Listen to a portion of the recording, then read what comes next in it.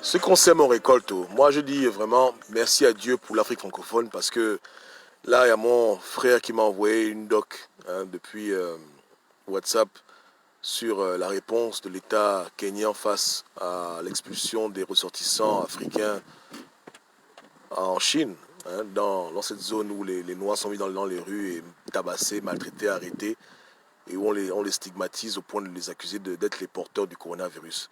Je dis merci à Dieu pour les anglophones, parce que l'Afrique anglophone est celle qui se démarque le plus et qui sauve un peu l'honneur de l'Afrique. C'est-à-dire que dans cette crise-là, certains diront que ce sont les ressortissants anglophones qui sont le plus souvent en Chine, mais c'est faux. Il y a des Gabonais en Chine, il y a des Camerounais en Chine, il y a des Togolais en Chine, il y a des Béninois en Chine. Tout le monde est en Chine.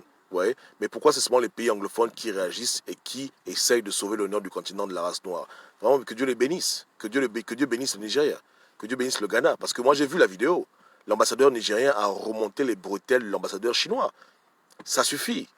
Ça suffit. C'est-à-dire que voici des pays qui ne vont plus jamais tolérer de se faire abuser par le colon ou se faire abuser par le chinois ou par l'arabe.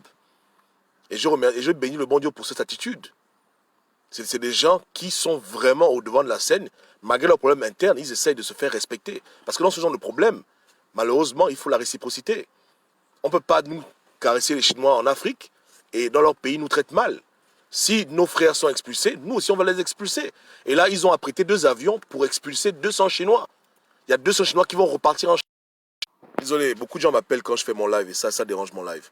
Donc, voici des mesures adéquates et ce sont des États dignes. Honnêtement, je ne sais pas ce qui se passe. J'ai du mal à comprendre pourquoi les pays colonisés par la France, par le Portugal, par l'Espagne, sont les pays les plus tarés de la Terre. Qu'est-ce qui se passe? Parce que je suis convaincu qu'il y a toujours une influence anglo-saxonne dans les pays anglophones. Mais ça ne les empêche pas d'être cohérents et d'agir dans la dignité pour faire respecter l'homme noir sur Terre. C'est incroyable. Je ne sais pas ce que les Français ont fait aux habitants de l'Afrique centrale, mais soit ils nous ont envoûtés, soit ils nous ont sodomisé le cerveau, mais il y a quelque chose qui se passe chez nous qui fait que nos dirigeants ne sont jamais au devant de telles choses lorsqu'il faut réagir. Par contre, lorsqu'il y a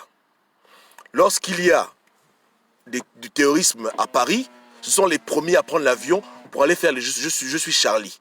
Mais lorsqu'il faut se lever pour maintenir la dignité de l'homme noir, l'intégrité africaine, panafricaine, on ne les voit nulle part. Quelle honte! Quelle honte! Depuis qu'il y a cette crise d'expulsion, qu'est-ce que nos ambassadeurs respectifs ont fait? Est-ce que les missions chinoises diplomatiques ont été interpellées par nos gouvernants centrafricains? Rien n'a été fait. Mais qui est au devant de la scène, qui est au devant du combat? C'est l'État nigérien. C'est incroyable. C'est incroyable. C'est-à-dire que les peuples colonisés par les Français sont les peuples les plus cons de la terre. Et leurs dirigeants. C'est pas possible. Moi, j'étais convaincu que si les Chinois continuent à jouer aux idiots, j'étais convaincu qu'au Nigeria, les Chinois devaient se faire tabasser. On ne voulait pas le dire parce qu'on veut pas appeler la violence. Mais moi, je connais les Nigériens. Je sais comment ils sont. Ce pas des gens avec qui on s'amuse.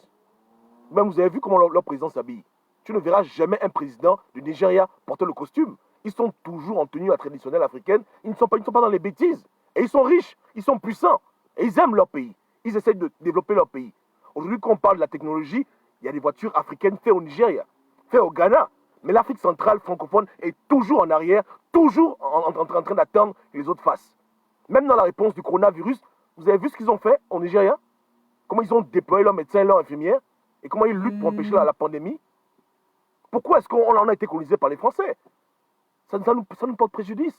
On est les plus tarés, les plus lents, les plus idiots. On ne nous respecte pas. Donc Dieu merci pour le Nigeria, Dieu merci pour le Ghana, Dieu merci pour le Kenya. Et dans nos pays, on nous a fait grandir en nous faisant croire que l'homme nigérien c'est un rigolo, c'est un pauvre type. Je suis désolé. Moi j'ai prié dans les églises nigériennes. J'ai eu une copine nigérienne. Je connais bien le Nigeria. Ce n'est pas des imbéciles. Ce sont des gens qui sont dignes, plus dignes que nous, plus combattants que nous. Nous, les colons français nous ont abrutis. Ils nous ont rendus cons, tarés, lents, idiots, stupides. Et on participe aujourd'hui à se faire abuser par des Chinois. Mais les anglophones, eux, c'est différent. C'est vraiment, eux, c'est vraiment différent. Eux, c'est action-réaction. Donc les Chinois ont intérêt à prendre leur bagage et partir. Parce qu'au Kenya, au Nigeria, si ça continue là-bas en Chine, ça va chauffer pour eux. leurs magasins seront brûlés, ils vont se faire tabasser. En tout cas, eux-mêmes, ils doivent comprendre qu'il y a noir et noir. On ne blague pas avec l'homme nigérien, on ne blague pas avec l'homme kenyan. Et Dieu merci pour ces peuples africains qui remontent le niveau de l'Afrique. Et honte au peuple de l'Afrique centrale et leurs dirigeants bectés, tarés, qui ne peuvent jamais rien faire pour relever le niveau. À part pomper des grands discours et voler l'argent, ils sont incapables de même développer leur pays. Des rigolos comme ça, des véritables nègres de maison. La France n'a formé que des nègres de maison. Partout où elle est passée, elle n'a laissé que des nègres de maison. Et au sens propre du terme, avec un grand N. Merci au Seigneur Dieu Tout-Puissant pour l'Afrique anglophone. Et on va prier que l'Afrique anglophone avance de plus belle. Hein? C'est les seuls pays aujourd'hui où il y a une véritable alternance politique. Les présidents viennent, ils s'en vont. Malgré la force des choses, ils ont lutté pour ça. C'est un exemple pour nous tous. Et j'encourage tous les Africains à parler anglais. On a marre du français.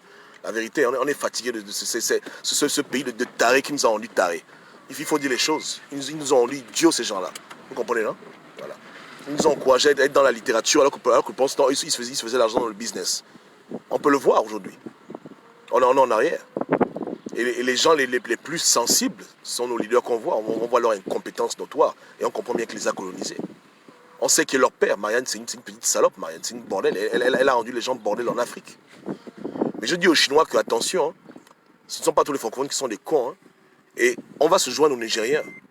Vous allez nous respecter. Je dis que l'époque là est révolue, hein, où chaque peuple y vient, il nous enfuit, nous abuse. L'époque là est finie. L'Africain ne veut plus se faire abuser par quelqu'un. L'Arabe est venu, il a pris sa part. Le colon est venu, il a pris sa part. Vous n'allez pas prendre votre part. On va vraiment vous chasser. On va pas être colonisé par des Chinois. Il n'y aura pas de Chine-Afrique. Je pense que c'est bon maintenant. Vous allez faire votre désert ailleurs. Ailleurs. Pardon, traduisez mon vidéo en chinois. Merci. Hein. Voilà. Et j'ai dit, hein, je ne coach plus un Chinois dans ma vie. C'est terminé tout ça. On divorce. On coupe les ponts maintenant. Ça suffit.